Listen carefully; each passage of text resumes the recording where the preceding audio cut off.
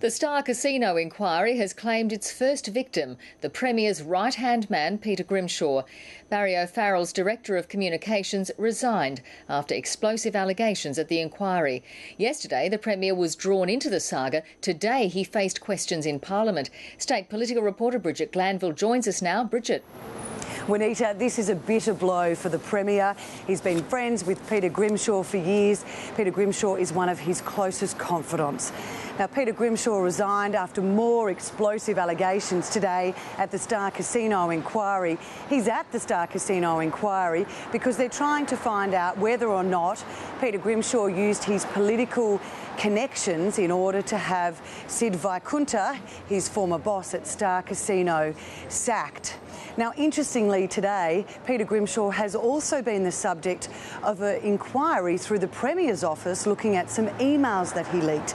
That report was handed down today in Parliament. It recommended that Peter Grimshaw be sacked, but the Premier didn't have to make that decision. But I should inform the House, Madam Speaker, that shortly before question time today I had a telephone conversation with Peter Grimshaw in which he offered his resignation, a resignation I accepted with regret, Madam Speaker. Whilst I'm disappointed, I do appreciate that Mr Grimshaw has done the right thing. This gives an insight into the character and judgment of our Premier.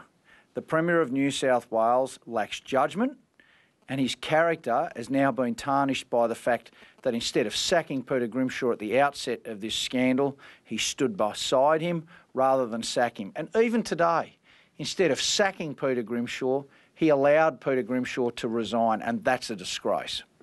So, Bridget, that's what happened in Parliament. What about today's evidence at the casino inquiry? Well, Juanita, Peter Grimshaw was on the stand again today, and under cross-examination from the Star Casino's barrister, it emerged that Peter Grimshaw was involved in a plot to have the Gaming Minister of New South Wales, George Soros, involved in his attempts to get at Star Casino. Letitia Lemke has this report.